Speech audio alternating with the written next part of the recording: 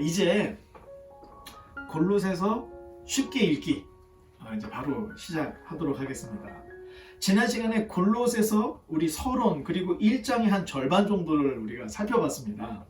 그런데 흐름상 오늘은 1장 다 끝나지 못했던 그 절반 그리고 2장을 해야 하는데 아무래도 1장 절반에 조금 더 시간을 할애해야 되겠다 하는 생각이 있어서 오늘은 골로새서 1장 두 번째 시간 이렇게 생각하시면 좋을 것 같습니다.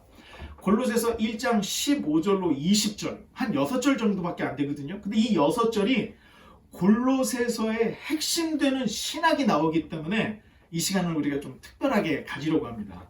우주론적 그리스도론, 그러니까 우주론적 한자로 하면 기독론이고 지금 우리의 어떤 정서로 따지면 우주론적 그리스도론 이렇게 생각하면 될 텐데 골로새서 전체 주제가 바로 우주론적 그리스도론 이거를 다루고 있기 때문에 우리가 좀 시간을 여기다 좀 더 쓰려고 합니다. 우주론적 그리스도론 이렇게 하니까 굉장히 좀 거창해 보여지지만 우리가 믿는 예수 그리스도께서 과연 어떤 분인지를 신학적으로 접근을 하는 내용이 이 안에 담겨져 있습니다.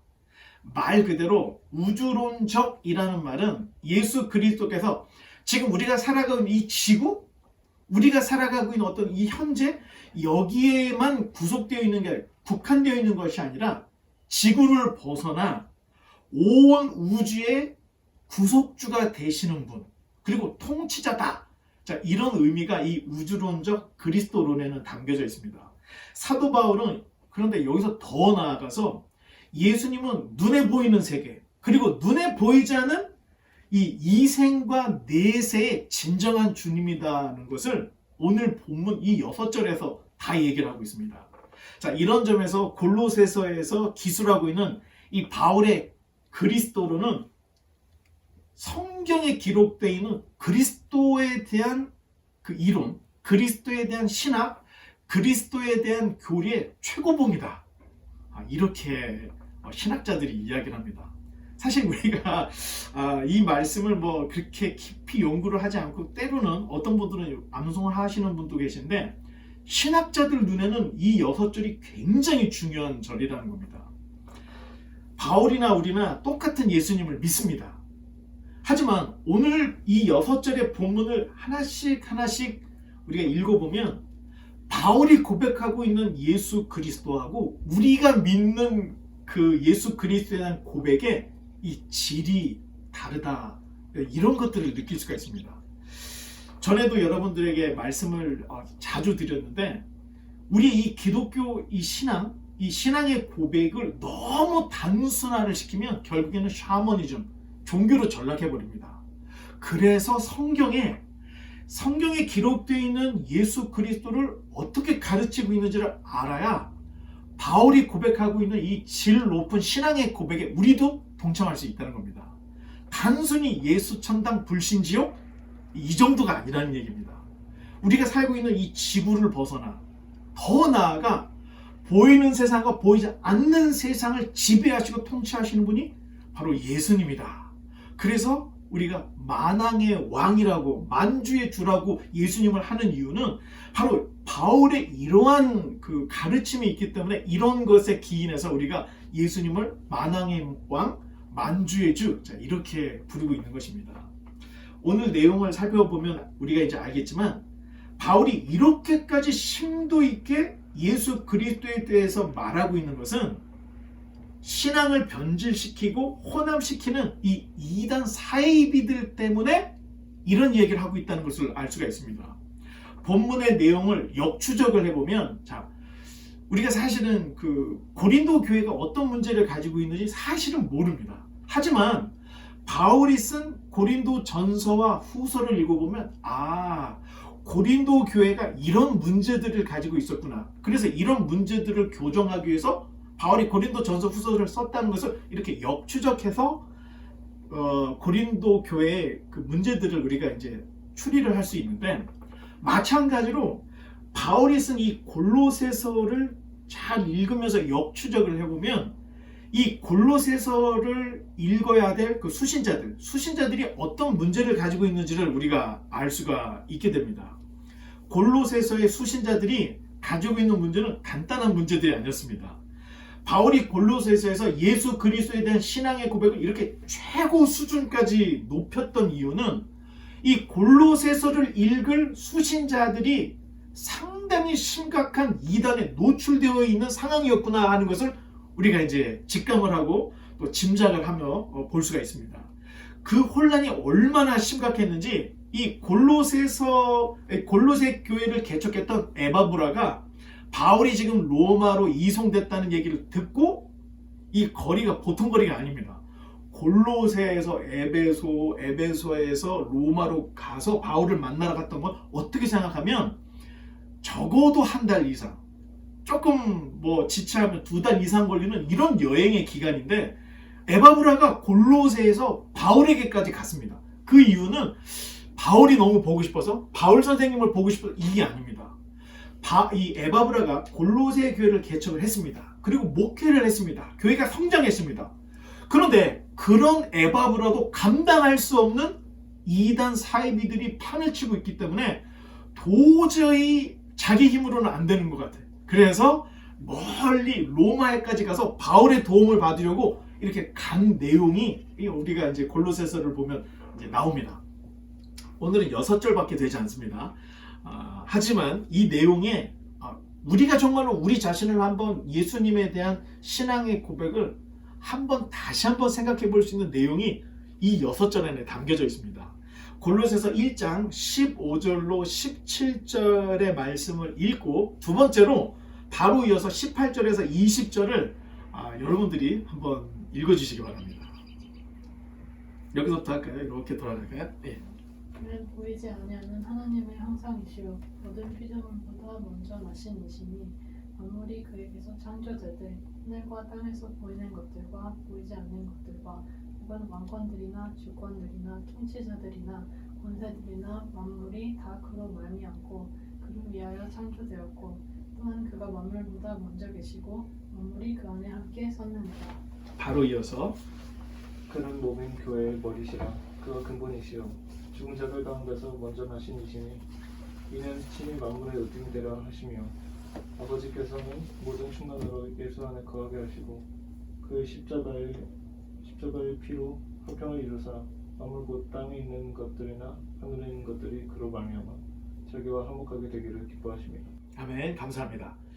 자, 지금 읽었던 15절부터 20절까지는 굉장히, 우리 성경에는 이렇게 산문 형식으로 기록이 되어 있지만 내용을 살펴보면 반복 어구가 있는 시적인 구조를 가지고 있다는 것을 볼 수가 있습니다. 비슷한 내용이 빌립보서 2장 6절로 11절에 나오고 있는데, 자, 진짜 나오는지 한번 확인차 읽어볼 텐데, 한 분이 또 빌립보서 2장 6절로 8절을 읽어주시죠. 영어로 제가 하는 걸 잊어버렸네요. 죄송합니다. 그리고 또 한 분이 9절로 11절을 또 이어서 한번 읽어주시기 바랍니다. 그는 근본 하나님의 본체시나 하나님과 동등됨을 취할 것으로 여기지 아니하시고 오히려 자기를 비워 종의 형체를 가지사 사람들과 같이 되셨고 사람의 모양으로 나타나사 자기를 낮추시고 죽기까지 복종하셨으니 곧 십자가에 죽으시니라. 이러므로 하나님이 그를 지극히 높여 모든 이름 위에 뛰어난 이름을 주사 하늘에 있는 자들과 땅에 있는 자들과 땅 아래에 있는 자들로 모든 무릎을 예수의 이름에 꿇게 하시고 모든 입으로 예수 그리스도를 주라 시인하여 하나님 아버지께 영광을 돌리게 하셨습니다. 아멘. 감사합니다.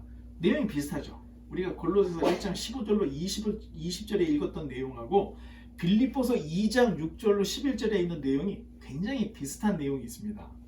자, 이러한 시적인 구조를 가진 본문이 골로새에도 나오고 빌립보에서에도 나온다 할 때는 이제 우리가 의문을 갖습니다. 왜 그랬을까? 학자들이 이제 추정하기로는 이런 이야기를 합니다. 아마 이 지금 읽었던 그 6절 정도 되는 그 문단 내지는 이런 내용들이 초대교회 성도들이 모여서 예배 때 부르던 찬미 또는 찬양, 찬송의 가사가 아니었을까 하는 이런 생각까지 갖게 합니다. 만약 그럴지라도 어쩌면 이 지금 읽었던 이 6절 되는 본문은 바울에 의해서 작사가 되었을 가능성이 높고 바울만 바울의 편지에 인용을 하고 있기 때문에 바울이 쓴 게 아니다. 바울에게서 이렇게 분리할 필요가 없다는 겁니다. 이 문구가 이게 가사였다면 바울이 작사를 했을 것이고 만약에 가사가 아니었을지라도 바울이 기록한 내용일 것이다. 자, 이렇게들 생각들을 한다는 겁니다. 자, 오늘 본문 골로새서 1장 15절로 20절은 두 부분으로 자연스럽게 구분이 되는데 자, 15절로 18절에 다 여기 나와 있습니다. 다 여기 나와 있습니다.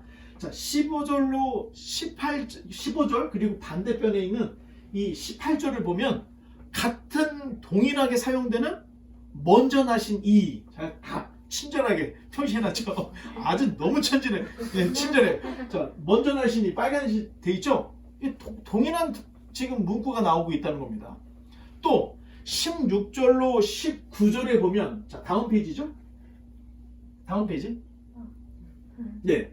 또 16절로 19절에 보면은 자, 그 안에서 또는 예수 안에서 이 원어상으로는 같은 말입니다. 그래서 예수님 안에서라고 하는 이 동일하게 사용되는 반복 어구가 있다는 겁니다. 또 16절과 20절의 원어상에 그를 위하여 그로 말미암아 자, 이런 것들이 반복이 되고 있는데 자, 똑같은 내용의 단어 말이 15절에서 17절에도 한번 나오고 18절에도 20절에 한 번씩 이렇게 나온다는 겁니다. 마치 노래의 1절, 2절처럼 이게 이렇게 반복이 되면서 나오고 있다는 겁니다. 자, 이러한 분석과 이 관점이 이 성경을 보는 데 있어서 굉장히 중요합니다. 이것은 마치 눈에 보이지 아니하시는 하나님은 영이시기 때문에 눈에 안 보이죠? 눈에 보이지 않는 영이신 이스라엘의 하나님과 이 땅에 오시는 예수님을 동일시하고 있는 엄청난 신학이 이 안에 담겨져 있다는 겁니다. 자, 이런 면에서 우리가 성경을 면밀히 봐야 되는데 자, 사도 바울은 살아생전에 예수님을 보지 못했다는 것으로 우리가 거의 다 알고 있습니다. 바울이 만난 예수님은 다메섹 도상에서 빛 가운데 임하신 주님을 만났습니다. 반면 예수님의 12 제자들은 목수의 아들이셨던 그 예수님을 12 제자들은 보고 자랐던 것을 우리가 볼 수 있습니다. 자, 그렇다면 사도 바울이 본 예수님과 12 제자가 본 예수님이 다를 수 있다는 겁니다. 예수님을 본 위치가 다르기 때문에 예수님에 대한 신앙의 고백도 다를 수 있다. 우리는 이런 전제를 가지고 있어야 됩니다. 그러니 바울은 신학자로서 예수님께 이렇게 접근을 하고 있는 모습을 바울 서신에서 우리가 볼 수 있다는 겁니다. 그래서 그런지 이후에 예수님에 대한 복음서들이 이제 나오기 시작을 합니다. 자, 예수님에 대한 그 전기? 자, 이런 것들이 왜 쓰여지게 되는 그 이유를 보면 이제 예수님을 봤던 진짜 예수님의 그 제자들이 이제 한 명씩 순교를 하기 시작했습니다. 그러니까 증인이 사라지는 거예요. 그렇기 때문에 기록으로라도 예수님에 대한 이야기를 남겨야 되겠다.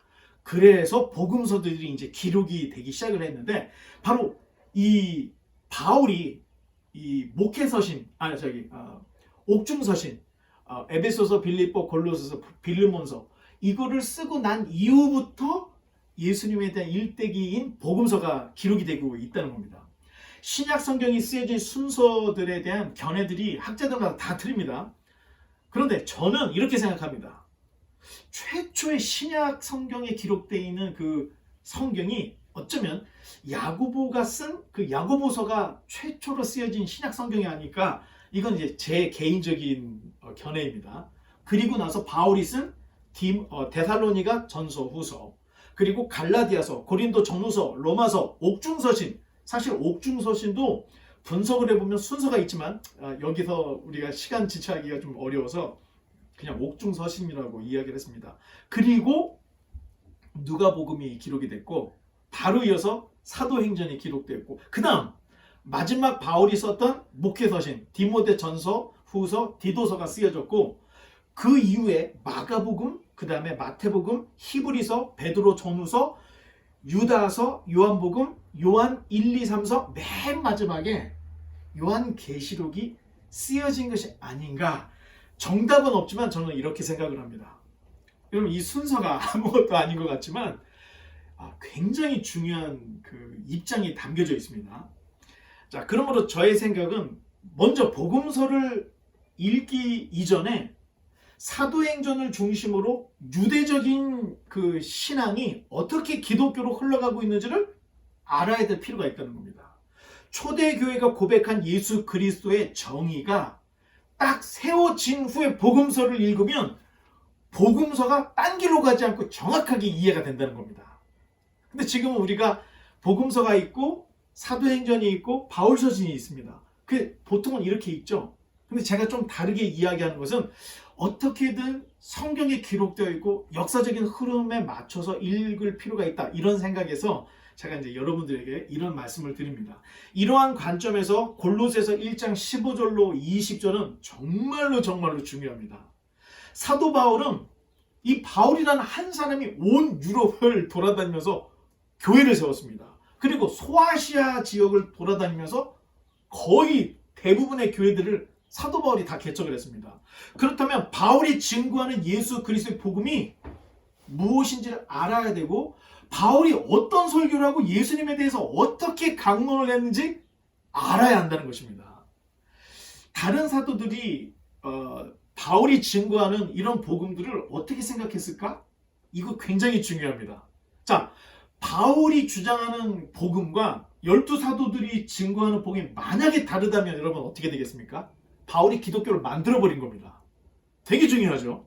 그런데 바울이 이렇게 유럽을 다니고 소아시아에서 교회를 개척하고 그렇게 열심히 복음을 증거했는데, 바울이 증거했던 복음을 12사도들은 어떻게 받아들였을까? 이게 사도행전에 나와 있습니다. 사도행전에 우리가 사도행전을 보면서 다 봤는데, 그때 당시에 교회를 이끌고 있었던 베드로, 그리고 예수님의 친동생 야고보가 바울을 만났는데 당신 복음 이렇게 전하면 안 돼, 이런 말을 하지 않았습니다. 바울이 이야기했던 것을 다 수용했고 인정을 해줬던 모습을 볼 수가 있는데, 마지막에 어떤 이야기가 있냐면은 이 베드로와 야고보가 바울에게, 그리고 바나바에게 우리는 유대인의 사도로, 당신들은 이방인의 사도로 이렇게 사역을 하자는 이야기를 하고 제의를 12사도들 그리고 예수님의 동생 야고보가 한 것으로 봤을 때, 바울이 증거하는 그 예수 그리스도의 복음이 다르지 않더라 하는 것을 볼 수가 있다는 얘기입니다. 그래서 성경은 성경으로 풀어야 됩니다. 그런데 요즘 공부를 좀 했다고 하는 돌머시기 이런 분들이 마치 기독교를 바울이 만든 것처럼 이렇게 왜곡을 하는 모습들을 볼 수가 있는데, 여러분 이게 이 이야기를 전체를 다 들어야 되지 일부만 들으면 가슴이 뛰고 이거 내가 기독교 신앙을 가지는 게 이게 지금 잘하는 것인가, 이런 회의를 느낄 수가 있습니다. 그래서 이야기는 다 들어야 됩니다. 자, 여러분 이런 이야기들을 들으면 예방접종이 되는 겁니다. 유튜브에 엄청난 기독교를 비판하는 만들어진 종교다 이런 얘기들이 엄청나게 나오죠. 근데 이런 이야기들에 대해서 예방접종을 하지 않으면 이 얘기를 듣고 다 그냥 툭툭 넘어지게 되어 있습니다. 그래서 여러분들에게 예방 차원에서 말씀을 드렸습니다. 자, 이제 본문 15절로 17절 첫 부분이죠. 첫 번째 부분, 예수 그리스도가 모든 창조물의 주님이시다. 바울이 어떻게 증거를 하고 있는지 이제 우리가 보려고 하는데, 첫 번째 15절 상반절, 이것도 제가 아주 친절하게 여러분 성경에 다 표시를 해놨습니다. 15절의 상반절에 그리스도는 보이지 않는 하나님의 형상이다. 자, 이런 이야기를 하고 있죠. 자, 우리가 생각할 때 하나님의 형상인가 보다 라고 생각하지만, 그걸 신학적으로 교리적으로 들어가면 사도 바울은 보통 사람이 아닙니다. 이 말은 예수님만이 하나님의 완전한 계시자라는 이런 내용이 담겨져 있습니다. 그러니 하나님을 완벽하게 계시할 수 있는 분은 하나님의 형상이신 예수님밖에 없다. 자, 이런 내용이 이 안에 담겨져 있습니다. 그러니 여러분, 하나님을 알고 하나님을 보고 싶다면 예수님을 믿으면 됩니다. 그러면 간단하게 해결이 됩니다. 눈에 보이지 않는 하나님의 형상이 바로 예수님이기 때문에 하나님을 보고 싶으면 예수님을 보면 하나님을 본 것이다. 자, 예수님이 바로 보이게 나타난 하나님이기 때문에 바울이 하나님의 형상이다. 자, 이런 말을 쓰고 있는 것입니다. 예수님이 바로 하나님의 존재이시기 때문에 창조 사역을 위시한 하나님의 모든 사역에 예수님이 함께 하셨고 참여하셨다는 겁니다. 더욱이 하나님의 형상이라는 이 말에서 우리가 딱 떠오르는 아이디어는 뭐냐면 아담 이후에 인간이 잃어버렸던 하나님이 아담을 어떻게 창조하셨죠? 자기 형상으로 창조하셨잖아요. 근데 선악과를 먹음으로 그 형상을 잃어버리게 됐다는 겁니다. 그런데 지금 예수님에게 하나님의 형상이다 말을 했던 이유는 우리가 잃어버린 하나님의 형상을 회복시켜 주실 유일한 분이 바로 예수님이시다. 자, 이런 신학의 논리를 펴고 있다는 겁니다. 그러니까 굉장히 지금 사도 바울의 신학이 얼마나 깊은지를 우리가 알 수가 있다는 겁니다. 기독교 신앙 또 믿음을 가졌다고 할 때는 여러분 이것을 믿는 것을 기독교 신앙이다 이렇게 얘기한다는 겁니다. 우리가 흔히 얘기하는 예수님 믿으면 질병이 고쳐집니다. 예수님을 믿으면 만사 형통이 됩니다. 아픔이 치유됩니다. 자, 여러분 이런 것들은 다 가지에 불과합니다. 성경에서 얘기하고 있는 이 기독교 신앙의 믿음이라는 것이 지금 사도 바울이 하나님의 형상이라고 이야기했던 이 이야기에 지금 묻혀 있는 것이고 담겨져 있는 것이고 이것을 깨닫고 믿는 것, 이것이 기독교 신앙이라는 것입니다. 자, 두 번째 15절 이제 하반절로 가보면은 먼저 나시니 모든 피조물보다 먼저 나시니 자 이런 말이 있죠. 우리가 보는 이 번역 성경은 마치 창조의 순서가 예수님이 창조되고 그 다음에 만물이 창조된 것처럼 이렇게 기록이 되어 있습니다. 하지만 헬라어 프로토토코스라는 이 말은 권위의 순서를 말한다는 것입니다. 그러니까 창조의 순서가 아니라 권위의 순서를 이야기하고 있다는 겁니다. 그래서 여러분 신학자가 필요한 것이고 그래서 목사가 필요한 겁니다. 우리가 알지 못하는 이 담겨져 있는 이 신학적이고 교리적인 내용을 목회자가 여러분 시간과 에너지를 쏟고 해서 연구를 해서 여러분들에게 밝히 비춰주는 이런 가이드라인이 필요하다는 겁니다.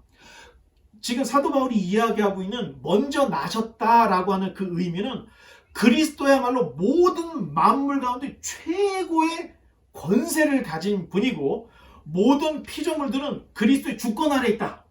자, 이런 의미에서 먼저 나시니 이런 말을 쓰고 있다는 겁니다. 자, 세 번째 16절 상반절에 가보면은 그냥 한마디로 그리스도는 만물의 창조주시다. 자, 이런 이야기를 하고 있습니다.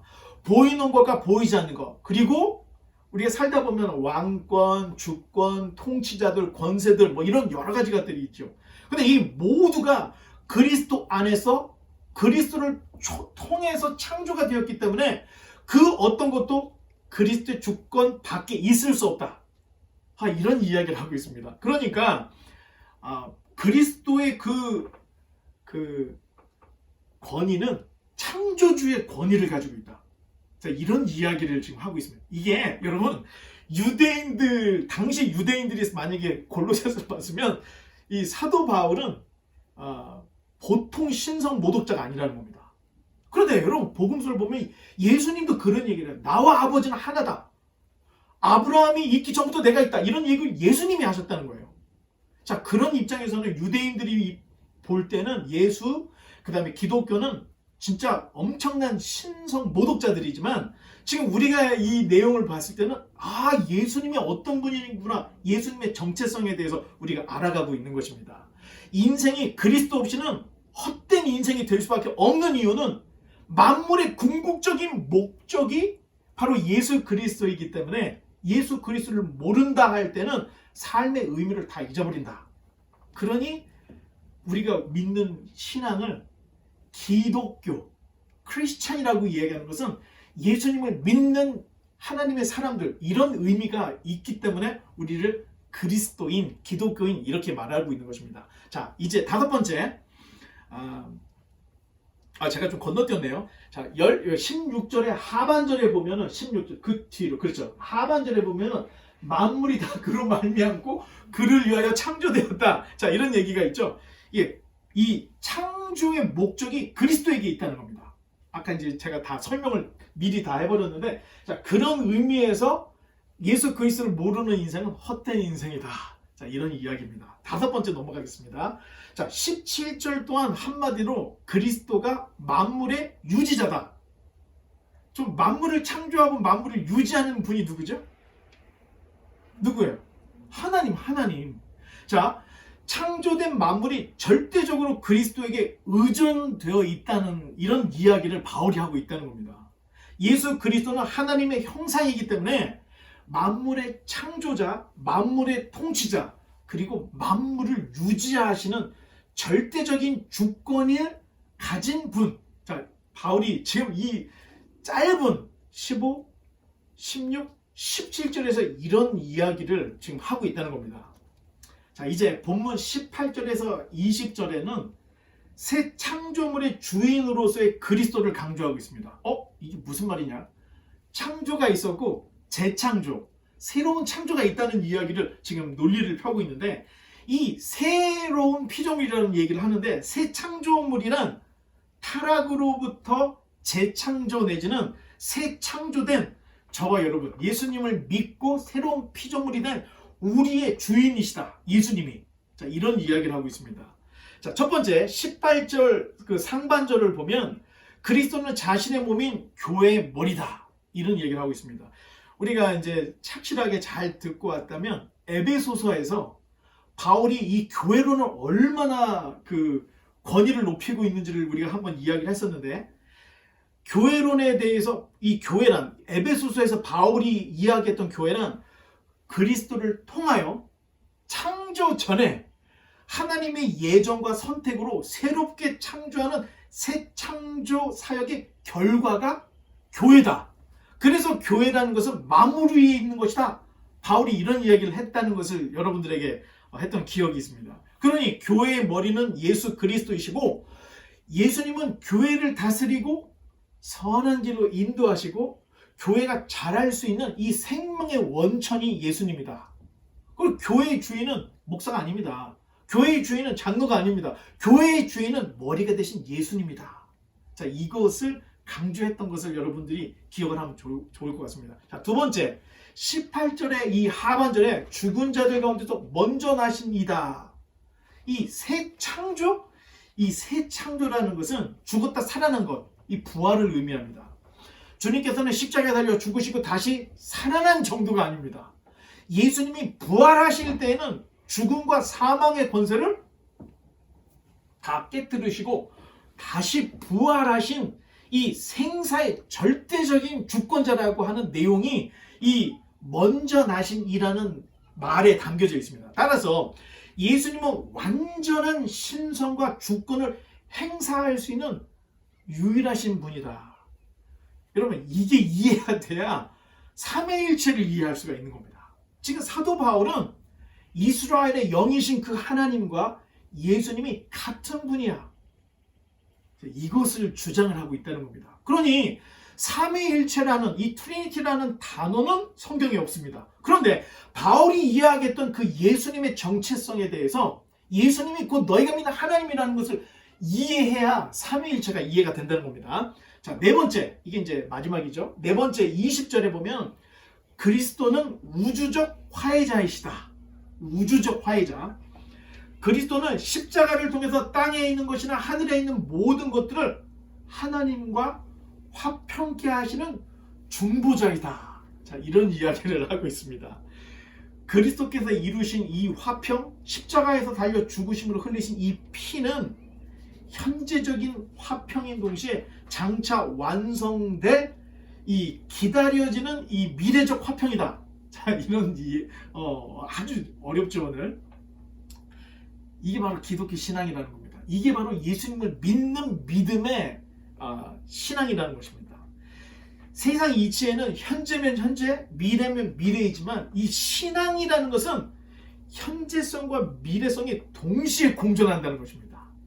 그래서 주님께서 이루신 화평은 하나님과 나의 화평뿐만 아니라 이 장차 하나님 나라에 가서 얻게 될 그 하나님과의 화평이 이 현재성과 미래성에 내포되어 있는 것이고, 여기에서 끝나는 것이 아니라 이 온 우주와 하나님과의 화평도 이 안에 담겨져 있다. 이게 화평이라는 게 단순히 화의 개념이 아니라는 겁니다. 바울이 이거 굉장히 이 화평이라는 개념을 넓혀놓고 있는데, 따라서 그리스도로 말미암아 하나님과 우리는 화평을 가졌다. 하지만 아직 완성을 향해서 가고 있는 화평이라는 것을, 미래성이 있다는 것을 잊지 말아야 됩니다. 그리스도의 화평은 현재적이면서 미래적인 화평이다. 여러분, 이게 정말 쉬운 얘기는 아닙니다. 어떻게 생각하면 시간과 공간을 초월한 화평을 지금 바울이 이야기를 하고 있다는 것입니다. 중요한 것은 바울은 오늘 본문에서 그리스도의 화평은 인간의 속죄뿐만 아니라 보이지 않는 영적인 세계까지 미치는 우주적 화평이다. 자, 이것으로 끝을 맺고 있습니다. 이러한 가르침은 딱 이 골로새서 이 부분에만 나오고 있습니다. 그러니까 굉장히 중요하고 특이하고 우리가 반드시 알아야 될 그리스도에 대한 개념이다. 자, 여러분, 이게 중요해서 사실은 오늘 1장 그 나머지 부분을 빨리 끝내고 2장을 넘어가려고 했는데, 그렇게 하지 않고 여기다 시간을 할애했던 이유가 그리스도에 대한 개념을 그때 당시에 바꿨다는 겁니다. 자, 그때 당시에 복음을 어떻게 전했을까요? 예수님은 하나님의 아들이고 죽음에서 죽으셨다가 부활하셔서 요 정도밖에 되지 않았던 복음이었는데, 이 사도 바울을 통해서 구약의 내용과 신약의 내용이 접목이 되어서 엄청난 폭발적인 이 신학과 교리가 쏟아졌던 겁니다. 그 바울이 지금 이야기하는 것은 너희들이 믿는 그 하나님이 바로 예수님이고, 너희가 믿는 예수님이 유대인들이 믿는 하나님과 동일한 분이라는 것을 이렇게 강조를 하고 있습니다. 근데 여기서 끝나는 것이 아니라 그리스도께서 이루신 화평은 이스라엘과 하나님과의 관계 정도가 아니라 온 우주와 하나님과의 이 화평을 이루는 엄청난 화평의 십자가였다. 자, 이렇게 이게 폭을 엄청나게 사도 바울이 지금 넓히고 있다는 겁니다. 바울이 이처럼 그리스도에 대해서 강조하고 있는 이유는 아까 서두에서 여러분들에게 말씀드렸던 것처럼 골로새서를 읽을 그 수신자들이 겪고 있는 신앙의 문제가 굉장히 어려움에 봉착해 있는 상태였다는 것을 우리로 하여금 짐작을 한다는 것입니다. 자, 고린도 전서후서는 고린도 교회가 뭐 성적인 타락이 있었고 뭐 그 성찬의 교제의 문제가 있었고 이런 문제가 있었으니까 내용을 썼습니다. 그러니까 깊은 내용이 없습니다. 내용만 좀 읽으면 누구나 다 읽을 수 있는 내용인데, 이 골로새서는 지금 골로새서를 읽을 사람들이 겪고 있는 문제가 엄청나게 지금 심각한 문제들을 겪고 있다는 겁니다. 오늘하고 비슷합니다. 자, 대부분의 고대인들은 자연재해 또는 인간의 생사화복, 질병, 이런 어떤 우환, 이런 등들이, 이런 그 어려움들이 보이지 않는 영적인 세력에 의해서 온다고 이렇게 믿고 있었습니다. 그래서 영적인 세력들을 두려워했고, 어떻게 하든 이 영적인 존재들의 비위를 맞추려고 금욕적인 생활을 하고 이 제의적인 제사를 통해서 귀신들을, 이 악한 세력들을 달래왔던 역사를 볼 수가 있습니다. 자, 이 같은 풍조가 골로새 교인들에게도 그대로 영향을 미치고 있었던 겁니다. 여러분, 근데 요즘에도 이런 영향을 가지고 있는 사람들이 있습니다. 예를 들면 어떤 그 기독교 이단들은 예수님을 믿지 않고 죽은 사람은 귀신이 된다. 자, 굉장히 좀 그럴듯한 내용이죠. 아니, 그러다 보니까 사람들이 자, 예수님을 믿는 것 정도가 아니고 가게의 저들을 끊어야 된다, 이런 얘기. 그 다음에 귀신을 매일 쫓는 거야. 아니, 그러다 보니까 내가 공부가 잘 안 돼도 이거 귀신이 방해해서 공부가 안 된다고 귀신을 쫓으려고 그러고, 뭐 사업이 안 돼. 그러면 이게 귀신들이 지금 방해해서 사업이 안 된다. 모든 게 다 귀신이 이렇게 장난질을 하고 있다고 생각해서 매일 귀신을 쫓는 이런 사람들이 있다는 겁니다. 그런데 골로새에도 이런 사람들이 있었다는 겁니다. 그래서 바울이 이런 영적인 세력보다 더 위에 있는 그리스도를, 이런 고차원적인 질 높은 그리스도를 소개하고 이야기하고 있다는 겁니다. 영적인 자유를 선포하기 위해서 바울이 이런 이야기를 쓰고 있다는 겁니다. 자, 이런 내용들이 어떻게 있냐면, 이제 우리가 다음 시간에 2장을 볼 건데, 골로새서 2장 4절에 보면 내가 이것을 말하면 아무도 교묘한 말로 너희를 속이지 못하게 하라 함이니. 자, 이 얘기는 뭐냐면 교묘한 말로 속이는 자들이 골로새 교회 안에 있었다는 겁니다. 또 2장 8절에 누가 철학과 헛된 속임수로 너희를 사로잡을까 주의하라. 이것은 사람의 전통과 세상의 초등학문을 따름이요 그리스도를 따름이 아니니라. 이 초등학문도 되지 않는 유치한 이단 사설들이 난무하고 있었다. 자, 이거를 역으로 우리가 추론을 할 수 있다는 겁니다. 또 2장 14절 15절에 우리를 거스르고 불리하게 하는 법조문으로 쓴 증거들, 율법으로 사람들을 꺾고 얽어맸다는 겁니다. 지우시고 제하여 버리사 십자가에 못 박으시고, 이런 법조문들이 십자가에 다 못 박았는데 왜 아직도 이렇게 너희들이 얽매여 있느냐, 이런 얘기를 하는 거죠. 통치자들과 권세자들을 무력화하여 드러내어 구경거리로 삼으시고 십자가로 이들을 이기셨다. 십자가로 이런 권세들이 다 이겨졌는데 왜 너희들 그런 이단 사설에 꽉 묶여서 자유하지 못하고 억압되어서 살고 있느냐? 반대로 지금 바울이 이걸 이야기하고 있다는 겁니다. 2장 16절에 그러므로 먹고 마시는 것과 절기나 초하루나 안식일을 이유로 누구든지 너희를 비판하지 못하게 하라. 2장 16절에 있습니다.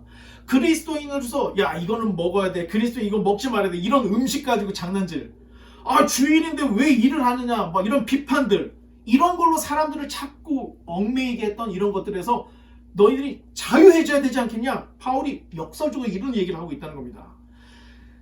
한 번 더 얘기하면 2장 18절에 아무도 꾸며낸 겸손과 천사 숭배를 이유로 너희를 정죄하지 못하게 하라. 되게 이게 무슨 말이지?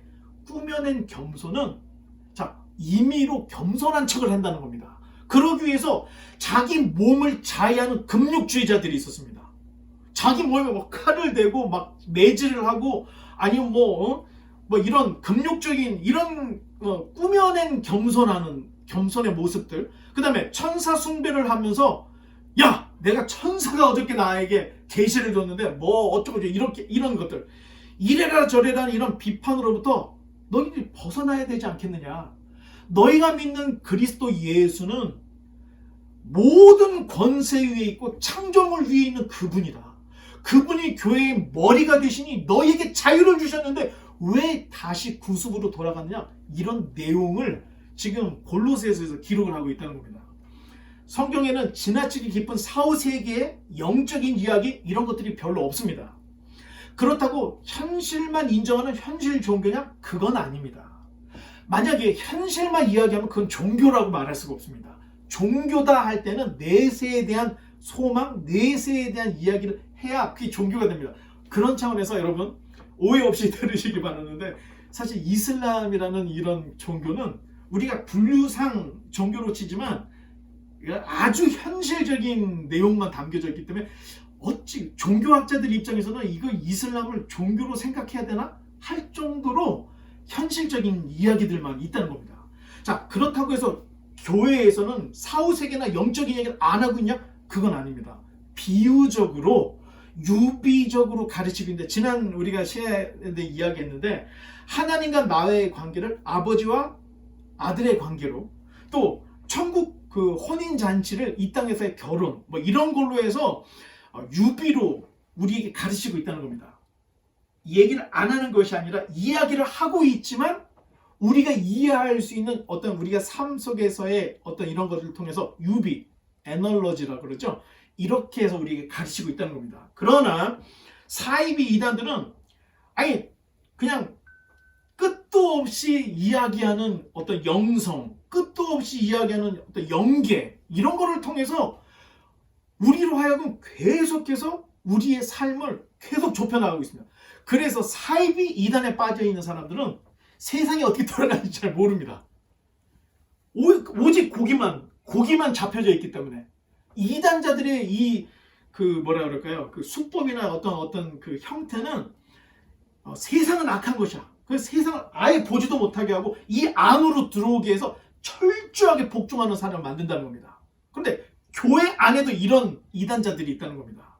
사람을 바보로 만들어서 세상이 어떻게 돌아가는지 이런 것도 모르고 그냥 마치 예수 마치 이렇게 되는 이상한 사람으로 만들어보는 것이 이단 종교의 특징인데, 결국 이단 종교는 교주만 남습니다.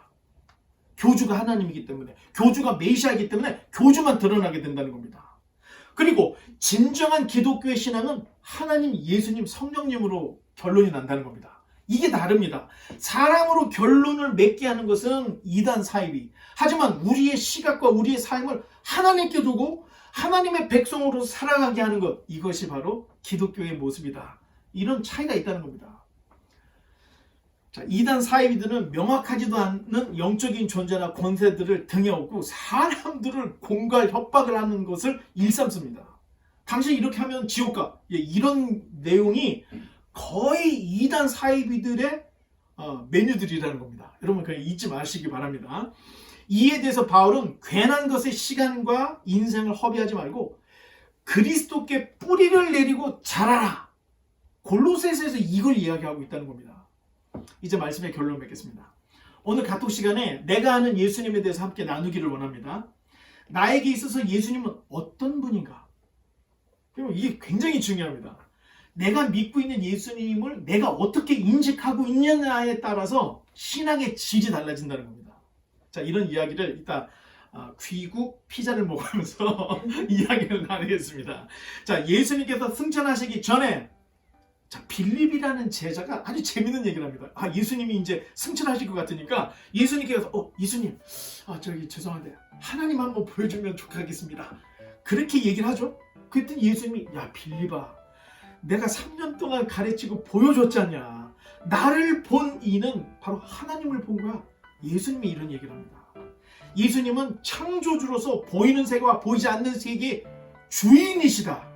이것이 이해돼야 정말로 기독교의 핵심 교리, 이런 것들을 다 이해할 수 있다는 겁니다. 제일 중요한 것은 바울의 교리와 신학은 여러분 교리로 끝나지 않고 삶으로 연결이 된다는 겁니다. 우리를 옥죄고 우리를 억압하는 여기서 끝나는 것이 아니라 너희들이 깨달았어? 그러면 그리스도인으로서 살아가야 되지 않겠냐? 자, 바울의 신학, 바울의 교리는 삶으로 연결이 되고 있다는 겁니다. 그래서 그리스도께 뿌리를 내리면 내릴수록 우리의 삶은 이 땅에서 자유, 예수 그리스도께 뿌리를 내리면 내릴수록 우리의 삶은 엄청나게 넓어진다는 겁니다. 왜? 우리가 믿는 예수님이 우주적인 그리스도이기 때문에 우리의 이 마음은 좁게 가지 않고 예수 그리스도가 우주의 그리스도인 것처럼 우리의 마음은 세상을 품을 수 있고 더 나아가 우주적인 소망까지 품을 수 있는 이런 사람으로 바뀌게 된다는 겁니다. 여러분, 제가 정말로 바라기는 기독교인들은 교회에 숨는 것이 아닙니다. 신앙에 숨는 것이 아닙니다. 여러분이 가지고 있는 이 신앙을 바탕으로 세상에 그리스도의 사랑을 외치고 보여주는 이러한 삶이 진정한 그리스도인의 삶이라는 것입니다. 우리 모두가 예수님처럼, 예수님 우리에게 보여주었던 것처럼 진정으로 하나님께서 우리에게 보여주신 사랑 그리고 참된 삶의 모습을 우리 모두가 실현할 수 있기를 주님의 이름으로 간절히 축원합니다.